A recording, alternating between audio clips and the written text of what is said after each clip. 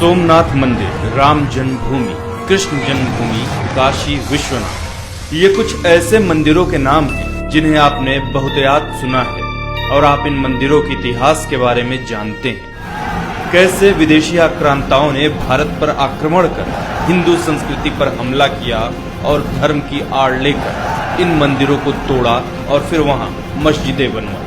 पर ऐसे हजारों मंदिर थे जो इस्लामिक आक्रांताओं के अहंकार और धर्म प्रचार की भेंट चढ़ गए, जिन्हें इसलिए तोड़ा गया ताकि हिंदू संस्कृति और उसकी पूजा पद्धतियों को नीचा दिखाया जा सके। भारत में इस्लामिक आक्रमणों की शुरुआत अरब आक्रांता मोहम्मद बिन कासिम के सिंध पर आक्रमण करने से शुरू हुई।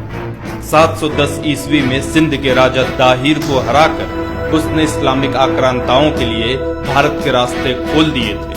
मोहम्मद बिन कासिम की सिंध पर फतह के बाद इस्लामिक लुटेरे और आक्रमणकारियों का एक लंबा इतिहास है, जिन्होंने हिंदू, बौद्ध, जैन धर्मस्थलों को तोड़ा और कुछ पर मस्जिदें भी बनाई।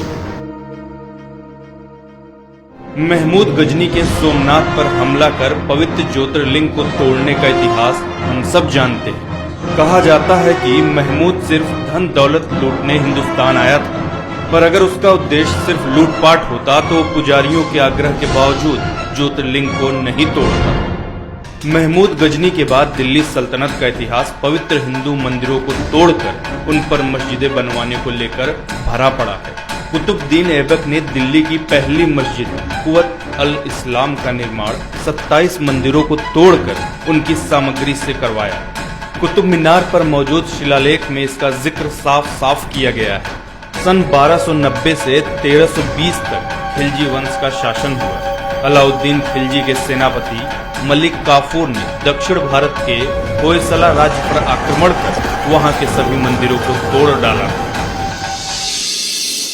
सन 1335 से 1378 के बीच मदुरै सल्तनत के सुल्तान गयासुद्दीन मोहम्मद दंगहिनी के अत्याचारों का वर्णन मोरक्की यात्री इब्ने बतूता ने किया, जिसमें उसने बताया कि सुल्तान कैसे मंदिरों को तोड़ता और हिंदू पुजारियों को भालों पर लटकाकर मरने के लिए छोड़ देता।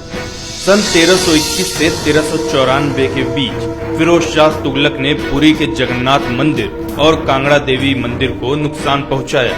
खुद अपनी आत्मकथा तारीख फिरोज शाही में उसने स्वीकार किया कि कैसे उसने पुजारियों पर अत्याचार किए और उन्हें अपने महल के दरवाजे पर मार कर लटका डाला। दिल्ली सल्तनत के राज के बाद भारत पर तैमूर का आक्रमण हुआ, जिसकी बर्बरता के किस्से मशहूर हैं। उसने रास्ते पर पड़ने वाले कई मंदिर तोड़े और लोगों की गर्दन काटकर दिल्ली तक मीनारें बनवाई, ताकि वापस लौटते वक्त उसे रास्ते की पहचान रहे।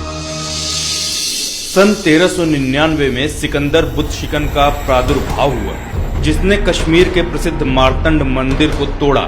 कहा जाता है कि ललितादित्य द्वारा बनवाया गया मार्तंड सूर्य मंदिर इतना विशाल था कि इसे तोड़ने में पूरा 1 साल लग गया। इसी के शासनकाल में कश्मीर में लोगों का बड़े पैमाने पर धर्मांतरण हुआ। सन 1451 से शुरू हुए लोधी वंश में भी मंदिरों को तोड़ने का काम बदस्तूर जारी रहा।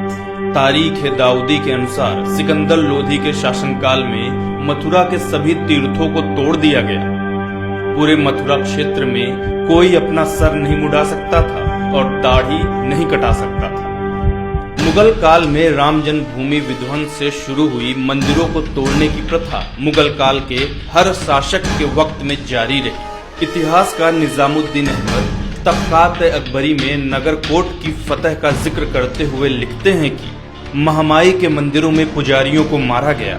मंदिर परिसर में 200 गायों को काटकर मंदिरों की दीवारों को उनके रक्त से लाल कर दिया गया। औरंगजेब मुगल कालीन शासकों में मंदिर तोड़ने में सबसे आगे रहा।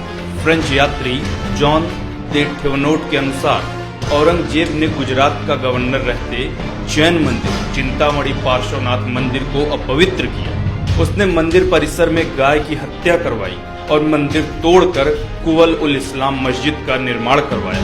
आयरिश इतिहासकार विंसेंट स्मिथ के अनुसार सन 1669 में औरंगजेब ने अपने सभी अधिकारियों को आदेश दिया था कि कि वो काफिरों के शिक्षा संस्थानों और उनके धर्मस्थलों को तोड़ने के लिए सदैव तैयार रहे।